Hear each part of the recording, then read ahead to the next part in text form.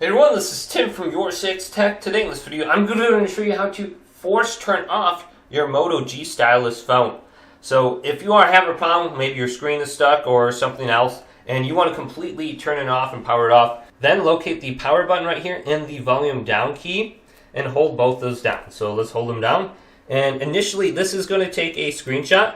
You can just ignore that. So a screenshot was taken. Just continue to hold this down. And after about 10 to 15 seconds, our phone should completely turn off. And you can continue to hold it down right now. It'll vibrate, and then you'll see the little Android guy right here. What you want to do then is to use the volume down key or up key. And you want to go to just power off. So it says power off. Then press the power button right here on the side.